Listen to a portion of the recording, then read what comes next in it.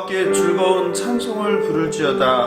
언제나 우리들의 힘이 되시는 여호와 하나님을 찬양하며 이 시간 영과 진리로 하나님께 나아가겠습니다. 오늘은 특별히 추수감사 주일입니다. 특별히 이 시간 하나님께 한 해 동안 베풀어 주신 감사의 기도를 드리며 2020년 11월 15일 추수감사주일 중고등부 예배를 시작하겠습니다.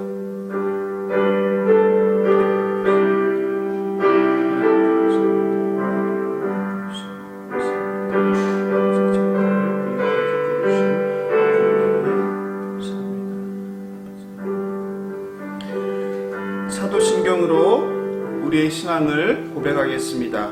사도신경은 새로 번역된 사도신경을 사용하겠습니다.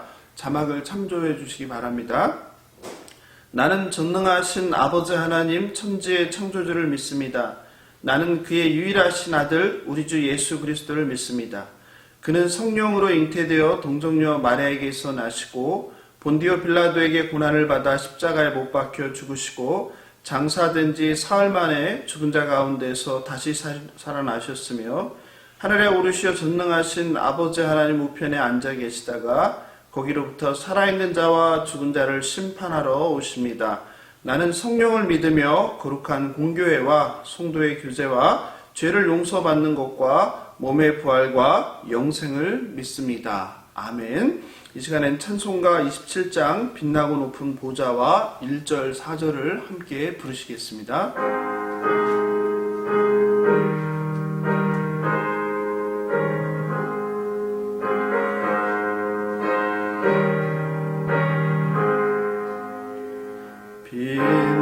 빛나고 높은 보좌와 그 위에 앉으신 주 예수 얼굴 영광이 해같이 빛나네. 해같이 빛나네. 이제 생명이 있음은 주님의 은사요. 저 사망 권세에게니 큰 기쁨 넘치네. 큰 기쁨 넘치네. 아멘. 이 시간에는 오늘 하나님께 드릴 예배와 그리고 말씀을 위해서 기도하겠습니다. 자비롭고 은혜로우신 창조주 하나님 아버지, 한 해 동안 햇빛과 그리고 바람과 비를 주셔서 오곡백과가 무르익는 풍성한 가을의 추수를 맞이하게 해주심을 감사드립니다. 하나님의 자비와 긍휼이 없이는 저희들은 살아갈 수 없는 존재임을 고백합니다. 해와 별과 우주를 통치하시는 하나님께서 이 세상의 나라와 민족과 왕들도 통치하심을 믿습니다. 코로나 전염병 팬데믹으로 낯선 삶을 살아가지만 이런 상황 가운데도 여전히 눈을 들어 하나님을 바라보며 허락하신 과학기술을 통해 영상으로라도 이렇게 함께 하나님께 예배를 드리게 하시니 감사합니다. 여전히 우리의 삶을 애워싼 문제와 고난은 많지만 그로 인해 낙담하고 절망하지 않게 하시고 오직 눈을 들어 예수 그리스도로 소망을 주심에 감사합니다.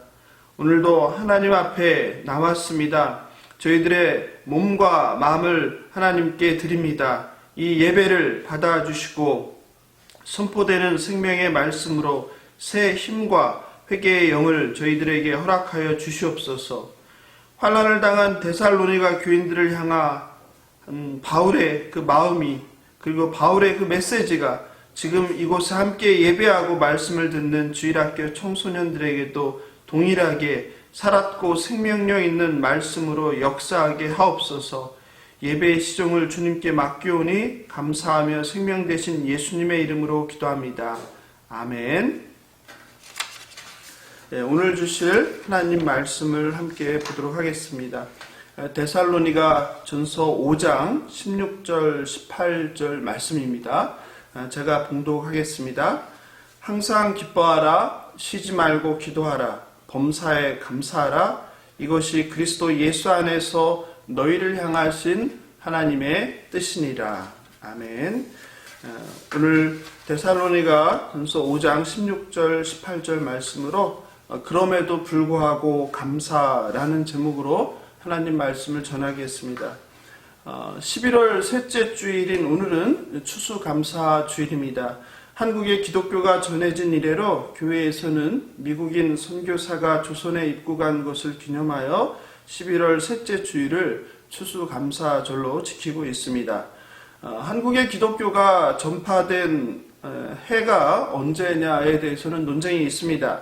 미국 장로교 선교사 알렌의 입국해인 1884년인가 아니면 장로교의 언더우드와 감리교의 아펜잘러가 입국한 1885년인가에 대한 논의도 있습니다.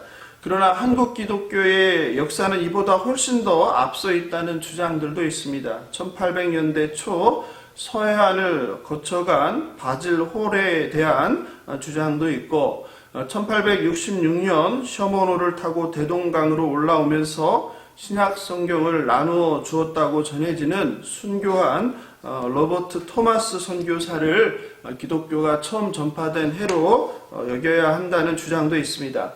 어쨌든 추수감사주일은 말 그대로 한 해 동안 열심히 땀 흘려 농사지은 결과인 곡식과 과일을 제단에 준비해 놓고 이것을 이루게 하신 하나님께 감사를 드리는 날입니다. 오늘날 시골 교회를 제외하고 농사 짓는 성도가 거의 없는 보통의 도시교회 상황에서 한 해 동안 땀 흘려 추수한 것을 감사하는 추수감사 주일이 우리가 지금 처한 교회의 현실과 상황에 맞지 않다는 비판도 있습니다. 또 우리나라에서는 추수감사절과 비슷한 민족 고유의 절기인 음력 8월 15일을 기념하는 추석이라는 명절이 있습니다.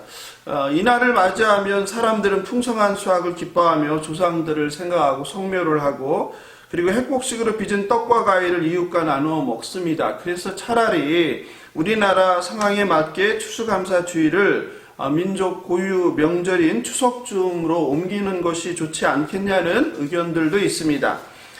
그렇다면 이 추수감사절은 어디에서 유래를 했을까요? 추수감사절은 성경을 보면 구약 성경에서 그 유래를 우리가 찾아볼 수 있습니다.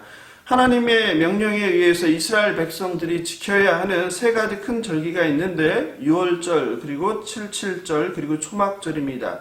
이 가운데서 초막절을 우리가 수장절이라고도 부르는데 추수를 마치고 하나님 앞에서 즐거워하며 감사의 예물을 드리며 지키는 명절로서 오늘날 우리가 지키는 추수감사절과 유사합니다. 실제로 한국교회에서 지키는 추수감사절은 그 뿌리가 미국교회, 청교도의 전통에서 있습니다. 신앙의 자유를 찾아 유럽을 떠나 신대륙으로 온 청교도들의 추수감사절에서 기원한다고 할 수 있습니다. 유럽에서 미국으로 이주한 청교도들이 추수감사절을 시작하게 된 그 기원의 이야기를 우리가 살펴보면 아이러니하게도 기쁨과 감사보다는 슬픔과 아픔이 느껴집니다. 1517년 루터가 로마 교회의 면죄부 판매와 그리고 타락에 반하여 비판하며 95개조의 반박문을 비텐베르크 성당에 붙이며 종교개혁의 불씨를 지폈습니다. 그로 인해서 유럽이 종교개혁으로 들끓던 1534년에 영국의 왕 헨리 8세는 자기 마음대로 교회를 이끌어갈 목적으로 수장령을 발표하고 영국 국교회를 창시하였습니다. 수장령이라는 것은 영국 왕 헨리 8세가 로마 교황청과의 관계를 완전히 끊어버리고 영국 교회를 관리하는 모든 권한이 국왕 자신에게 있음을 선포한 법령입니다. 이에 반대하는 일단의 무리들이 성경 말씀대로 경건하게 신앙생활하려는 입장을 취하였는데 그들이 바로 퓨리탄, 청교도들입니다. 이미 형식적인 신앙생활에 젖은 영국 국교도와 청교도들 간에는 많은 다툼과 갈등이 있었습니다. 그런데 영국의 국왕은 영국의 국교도와 다른 신앙 견해를 가지고 자기들의 주장을 하는 청교도들을 용납하지 않았고 신앙적인 자유도 허락하지 않았습니다. 그래서 청교도들은 자신들의 그 순수한 신앙을 지키기 위해 네덜란드로 이민을 갔습니다. 네덜란드에서의 생활은 무척 힘들었습니다. 올바른 신앙인으로 자녀를 교육하는 것도 힘들었습니다. 또 먹고 사는 것도 쉽지 않았습니다. 이에 청교도들은 다시 한번 신대륙으로 가기 위해서 7년 동안 힘들여서 돈을 모아서 배를 사게 되었습니다. 그 배가 바로 그 유명한 메이플라워 호입니다. 이 배는 180톤의 아주 작은 배에 불과했습니다. 드디어 순전한 신앙의 열정에 불탔던 청교도들은 신앙의 자유를 찾아 1620년 9월 16일에 이 180톤의 작은 배에 몸을 싣고 102명이 신대륙으로 출발했습니다. 그런데 먹을 물과 양식이 부족한 가운데 행해진 65일간의 항해가 험난했을 뿐만 아니라 그들을 꿈에 부풀게 했던 신대륙에서의 생활도 생각처럼 좋지도 쉽지도 않았습니다. 이들은 1620년 11월 미국 동부 매사추세츠주 케이프 카드에 도착하였습니다. 그러나 새로운 개척지의 악조건 때문에 케이프 카드 서쪽 약 50킬로 지점에 위치한 플리모드로 다시 항해를 하고 정착하게 되었습니다. 그리고 청교도들이 신대륙에 도착한 때는 겨울이 시작한 때였기 때문에 그들은 심한 아주 혹독한 추위와 그리고 식량난 그리고 영양실조 등으로 그리고 또 그 지방의 풍토병으로 그 겨울에 102명 가운데 44명이 죽게 되었습니다. 그 나머지도 늘 질병과 그리고 추위에 시달렸고 항상 일손이 부족하여서 너무나 경무에 시달리면서 가족들과 친구들과 친척들이 죽는 상황에서 장례식도 제대로 치르지 못할 때가 많았습니다. 다행인 것은 그 지역 인디안이었던 암포노아 그족과 화친을 맺게 되었는데 이 인디언들이 이 청교도들을 많이 도와주었습니다. 인디언들은 이들을 불쌍히 여겨서 청교도들에게 옥수수 등의 곡물을 가져다 주었고 옥수수를 심는 법과 재배하는 법을 도와주었습니다.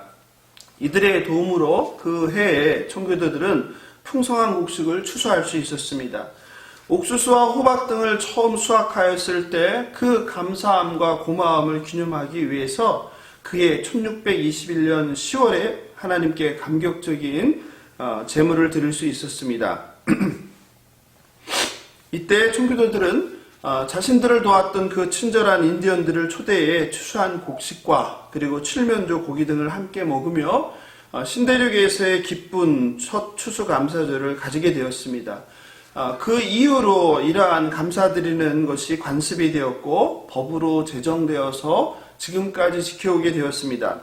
미국의 초대 대통령인 저지 워싱턴이 이를 기념해 1789년 11월 26일을 감사절로 정하였고 아브라함 링컨 대통령 때에 이르러 1936년 11월 셋째 목요일로 정하여 오늘날까지 미국인들이 지키는 가장 큰 국경일로 지켜오고 있습니다.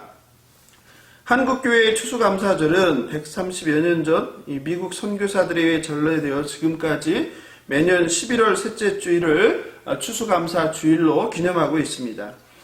청소년 여러분, 오늘 우리가 기념하는 이 추수감사 주일이 어떻게 시작되었는지 그 기원을 살펴보니 어떻습니까? 단순히 감사와 기쁨이 넘치는 날만은 아님을 아마 알 수 있을 것입니다. 기독교 신앙을 지키기 위한 믿음의 선진들의 눈물과 그리고 땀이 젖어 있는 날임을 알 수 있습니다.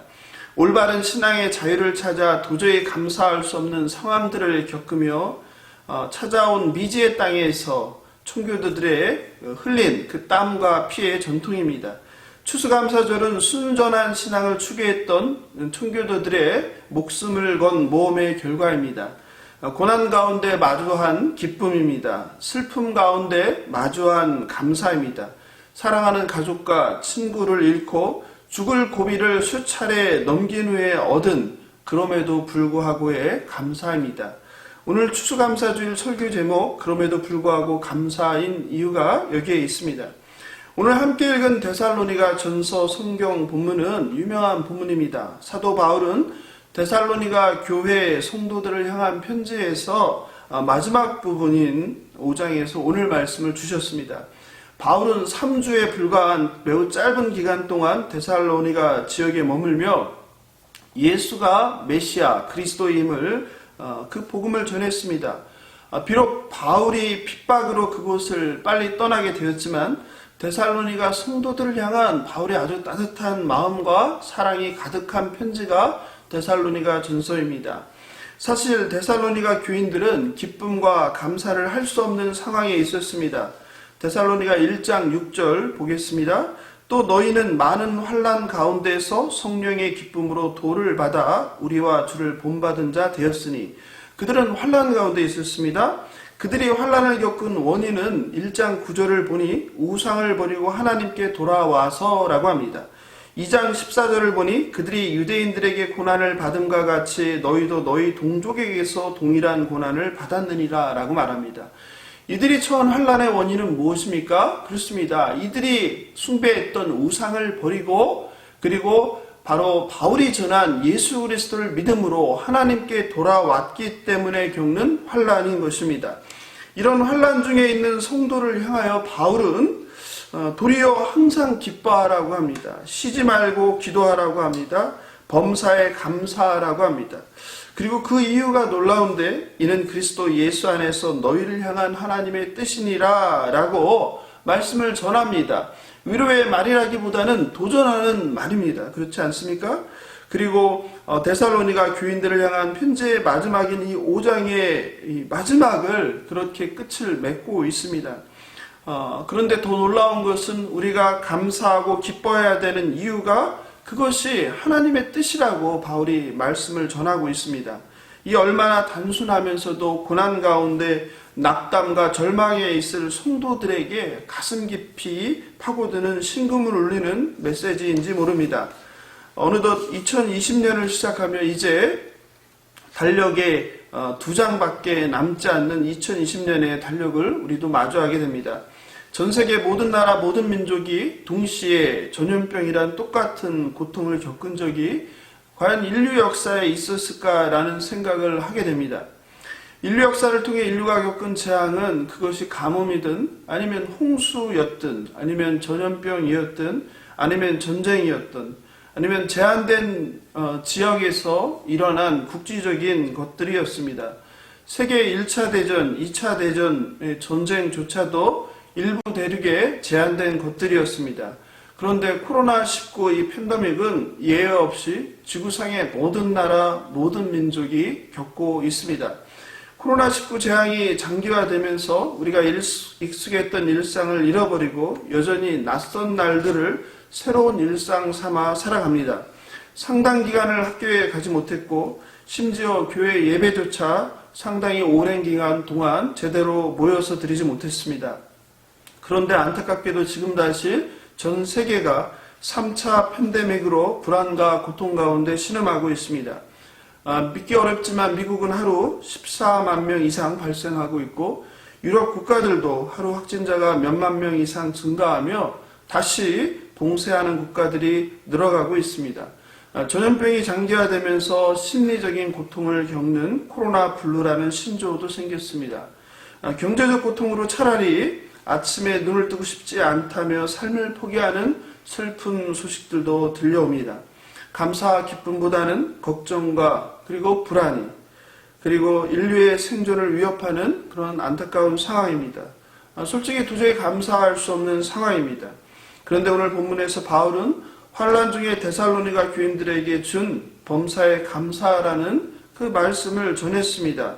이 바울이 환난 중에 데살로니가 성도들에게 전한 메시지는 코로나 팬데믹의 재앙의 시대를 살아가는 오늘날 우리에게도 동일하게 적용됩니다. 범사에 감사하라. 이것이 그리스도 예수 안에서 너희를 향하신 하나님의 뜻입니다. 항상 기뻐하는 것과 쉬지 않고 기도하는 생활, 그리고 범사에 감사하는 삶은 서로 분리된 별개의 것 같지만 사실은 서로 분리될 수 없는 아주 밀접한 관계를 맺고 있습니다. 이 세 가지는 별개의 것이 아니라 하나입니다. 항상 기뻐하는 삶, 그리고 항상 기도하는 삶은 항상 감사하는 삶과 연결되게 됩니다. 우리의 삶에서 기쁨이 사라질 때 감사도 사라지게 됩니다. 우리의 삶 속에 참된 감사가 없으면 기쁨이 있을 수 없습니다. 그리고 기도조차 나오지 않게 됩니다. 고난 중에 기쁨과 감사는 결국은 우리의 기도하는 삶에서 시작된다는 것을 알 수 있습니다. 우리의 기도만이 폭풍 속에서도 고요하고 그리고 평화로운 삶을 가능케 하는 샘물입니다. 우리가 기도할 때 고난 중에 하나님께서 우리에게 주셨던 그 복을 헤아려 볼 수 있게 됩니다. 고난 중에 하나님께서 우리를 어떠한 마음으로 바라보실지를 깨닫게 되는 것입니다. 우리가 어떻게 고난 가운데 감사할 수 있겠습니까? 우리가 현실적으로는 불가능합니다. 마찬가지로 청교도들은 오직 하나님만 바라보며 신앙을 지키기 위해 고향을 떠났습니다. 그런데 도리어 더 큰 역경을 만나게 됩니다. 병으로 또 추위로 그리고 또 굶주림으로 사랑하는 가족들을 잃게 되는 상황을 마주하게 됩니다. 그들이 한 해 농사를 지어 거둔 곡식을 거두고 하나님께 드린 감사는 사실은 감사라기보다는 눈물이었을 것입니다. 하나님만 바라보고 척박했던 고단했던 그들의 모든 지난 시간들을 견디면서 그럼에도 불구하고 그 마음속에서 우러나온 하나님에 대한 그 사랑과 감사였을 것입니다. 그럼에도 불구하고 비록 지금 저와 여러분을 둘러싼 상황도 이와 다르지 않습니다. 여전히 우리를 둘러싼 상황은 암담합니다. 어둡고 문제투성이입니다. 그럼에도 불구하고 지금까지 인도해 주신 하나님께 감사할 수 있는 저와 여러분 되길 예수님의 이름으로 축복하며 기도합니다. 유명한 성경 주석가 매튜 헨리라고 있는데요. 그 매튜 헨리가 도둑을 만났을 때 이런 간증을 하였습니다. 첫째, 전에는 도적을 만난 일이 없는데 처음으로 도둑을 만나게 된 것을 감사합니다. 둘째, 그들이 내 지갑만 훔쳐가고 내 생명을 빼앗아 가지 않은 것을 감사합니다. 셋째, 그들이 비록 내 물건을 가지고 갔지만 별로 많은 것을 잃지 않은 것을 감사합니다. 넷째, 내가 도둑질을 하지 아니하고 도둑을 만나게 된 것을 감사합니다. 이렇게 도둑을 만난 후에 감사하는 간증을 했다고 합니다. 영성신학자 헨리 나우에는 이렇게 말합니다. 원망은 차가운 분노다. 원망은 당신을 의심과 냉소와 우울함에 빠뜨린다. 원망은 삶의 가장 못돼먹은 속성 중 하나다. 불만에 집착하면 마음에 원망이 차고 원망은 성령의 역사를 억제하고 내면의 하나님 나라를 축소시킨다. 원망은 믿음, 소망, 사랑을 두려움, 의심, 경쟁심으로 바꾼다. 이것을 벗어나게 하는 것은 감사이다. 이렇게 말했습니다. 즉 원망, 분노, 의심, 두려움, 우울하게 우리를 부정적인 생각으로 절망으로 사로잡게 하는 그것을 이길 수 있는, 벗어날 수 있는 유일한 길은 역설적으로 감사라고 하였습니다. 마태복음 20장에서 예수님은 포도원의 품꾼의 비유를 통해서 자족이나 감사함을 모르고 불평과 원망하는 일꾼을 책망합니다. 포도원 주인은 일찍 온 품꾼이나 늦게 온 품꾼들이나 똑같이 한 데나리온의 품삯을 지불합니다. 그러자 이른 아침부터 일하기 시작한 품꾼들이 이것은 불공평하다고, 왜 늦게 온 자들에게도 똑같은 품삯을 주냐고 불평하며 포도원 주인을 원망합니다. 그러자 포도원 주인은 친구여, 내가 네게 잘못한 것이 없노라. 네게 약속한 품삯을 지불했다. 나중에 온 일꾼에게도 자네에게 약속한 품삯을 똑같이 베푸는 것은 나의 선이다 라고 말했습니다. 청소년 여러분 어떻습니까? 우리는 이미 받은 것과 내가 가지고 있는 것으로 감사하지 못하고 지금 내게 없는 것으로 불평하고 원망하고 있지는 않습니까? 심지어 성경 본문에 나오는 품꾼처럼 남에게 베푼, 주인이 베푼 그 선과 은혜까지도 주제넘게 내가 간섭하며 불평 삼을 때가 우리에게도 있지 않습니까? 온 인류가 예외 없이 전염병으로 고통받고 신음하고 있습니다. 일부러 찾으려고 애쓰지 않아도 불평과 원망거리가 꼬리를 물며 쏟아지는 힘든 상황 가운데 있습니다. 빼앗긴 일상, 실업, 기업들의 부도, 질병에 대한 공포, 악화되는 경제 상황 등 어느 것 하나 낙관적이거나 희망의 소리는 들려오지 않습니다. 감사할래야 감사할 거리를 찾을 수 없는 상황입니다. 그런데 사도 바울은 오늘 성경 본문에서 범사에 감사하라, 그것은 하나님의 뜻이라고 우리에게 권면하고 있습니다. 바울이 범사에 감사하라고 선포한 이유는 단지 우리가 문제가 해결되거나 고난을 벗어났기 때문에 감사하라는 그런 뜻이 아닙니다. 우리가 이 땅을 살면서 항상 감사하고 기뻐하고 기도하는 것, 이것이 하나님이 바라는 것이라고 말하고 있습니다. 이것은 우리가 선택하는 것이 아니라 의무이며 명령이라고 말하고 있습니다. 청소년 여러분, 범사에 감사하길 바랍니다. 항상 기뻐하길 바랍니다. 그리고 항상 하나님께 기도하길 바랍니다.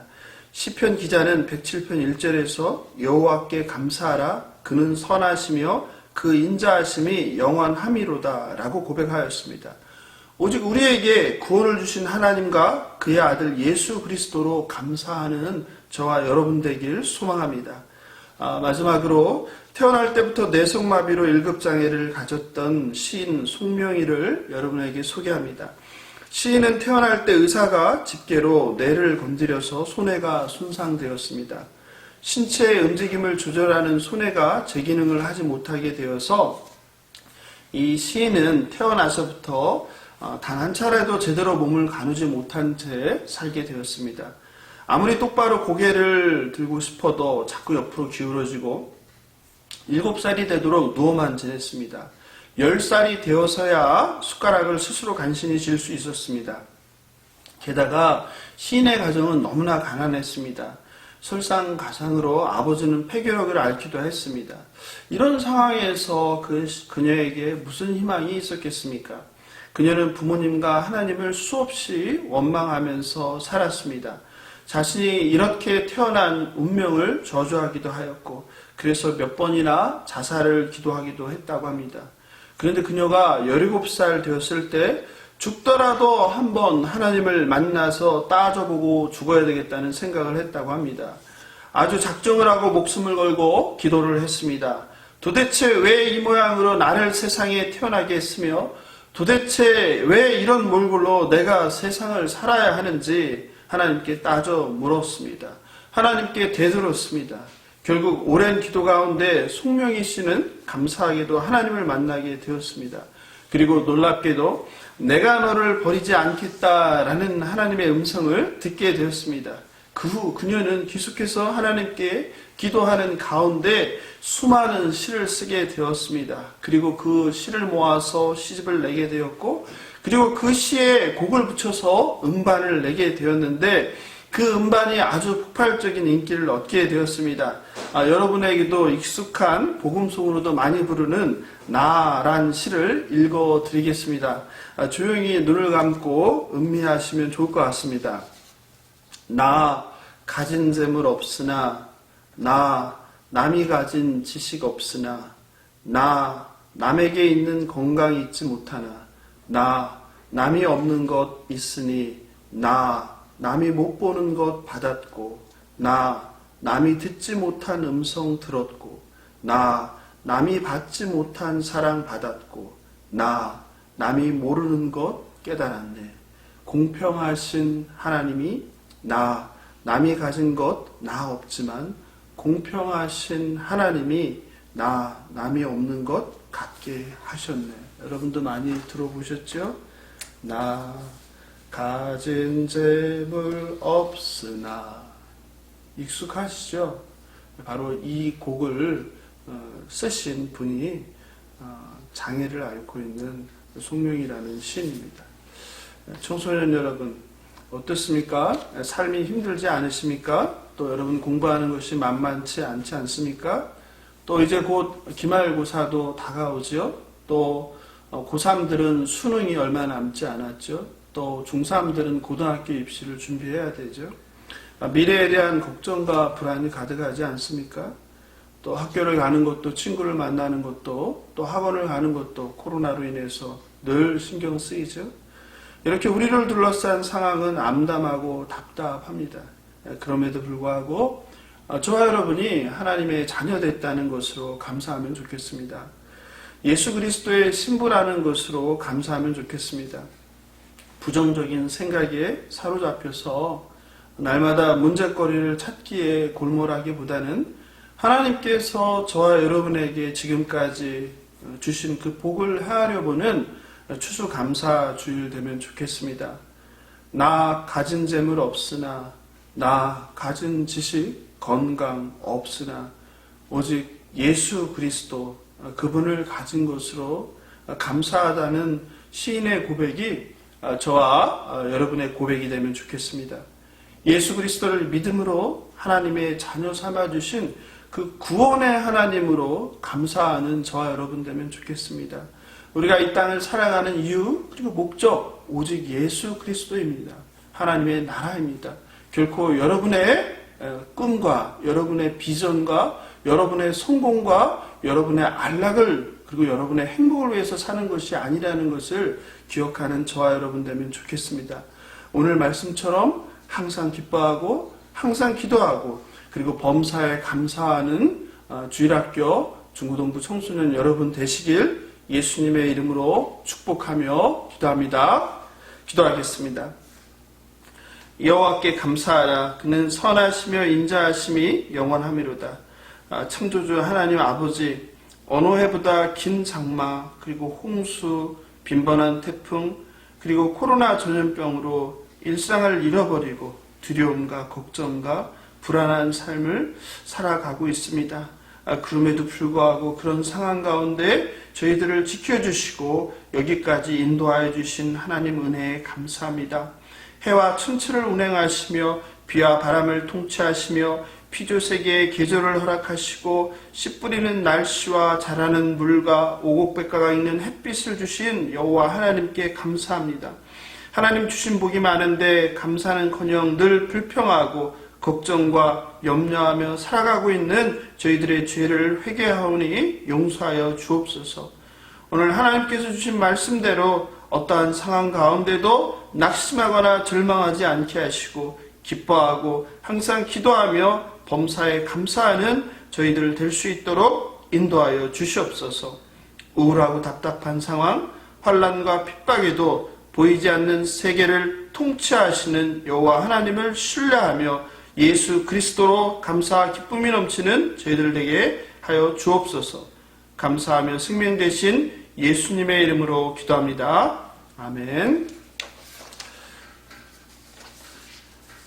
네, 이 시간 오늘 말씀 생각하면서 하나님께서 지금까지 저와 여러분을 인도해 오신 그 은혜에 감사하며 찬송가 460장 지금까지 지내온 것 1절, 2절, 3절 다 함께 부르겠습니다.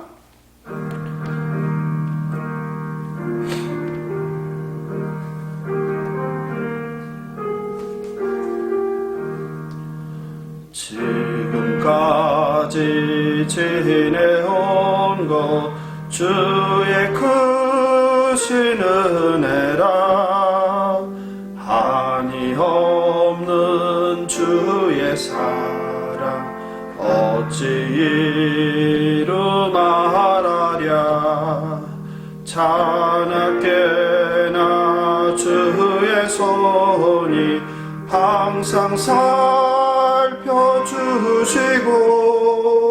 모든 일을 주 안에서 형통하게 하시네 몸도 맘도 연약하나 새 힘받아 살았네 물 붓듯이 부시는 주의 은혜 족하다 사랑 없는 거리에 나 험한 산길 헤맬 때 주의 손을 굳게 잡고 찬송하며 가리라.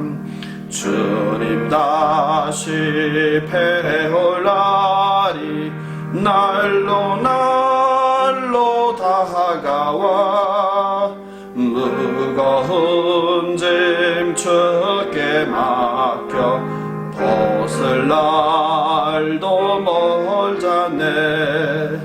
나를 위해 예비하신 고향 집에 돌아가 아버지의 품 안에서 영원토록 살리라.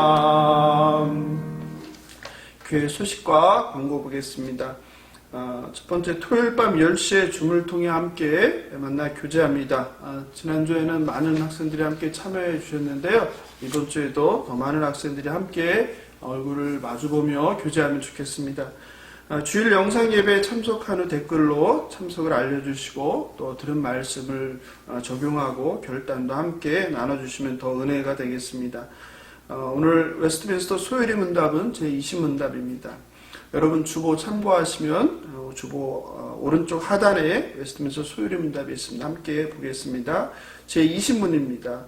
하나님께서 모든 인류를 죄와 비참의 상태에 멸망하게 버려두셨나요? 대답입니다. 하나님께서는 그 순전하고 선하신 기뻐하시는 뜻대로 영원전에 몇몇을 영원한 삶을 위해 선택하셔서 은혜의 언약 관계로 들어가셨습니다. 이는 구속자로 말미암아 저희를 죄의 상태와 비참함의 상태에서 건져내어 구원의 상태에 이르게 하려 하심입니다. 참고 성경 구절입니다. 에베소서 1장 4절입니다. 곧 창세전에 그리스도 안에서 우리를 택하사 우리로 사랑 안에서 그 앞에 거룩하고 흠이 없게 하시려고. 로마서 3장 22절입니다. 곧 예수 그리스도를 믿음으로 말미암아 모든 믿는 자에게 비치는 하나님의 은이 차별이 없느니라. 아멘. 주일학교 기도 제목 보겠습니다. 1. 청소년들이 주일 오전 가정에서 영상 예배에 영과 진리로 참석하게 하옵소서. 2. 상황과 문제를 바라보지 말고 온 우주를 통치하시는 하나님을 바라보게 하옵소서. 3. 항상 기뻐하고 항상 기도하고 범사에 감사하는 자녀 되게 하옵소서. 4. 수능과 고등학교 입시를 준비하는 학생들에게 지혜와 명철과 집중력과 건강을 허락해 주옵소서. 이상과 같은 기도 제목으로 이 주간도 항상 기도하는 저와 여러분 되면 좋겠습니다. 축도함으로 11월 15일 마당기도회 중고동부 추수감사 주일 예배를 마치겠습니다. 축도하겠습니다. 주 예수 그리스도의 은혜와 하나님의 크신 사랑과 우리를 위하여 탄식하며 기도하시는 성령 하나님의 교제 교통하신 은혜가 주일학교 청소년 한 명 한 명과 그들의 부모님과 가정과 그리고 그들의 학교 위에 이제부터 영원토록 함께 있을지어다. 아멘.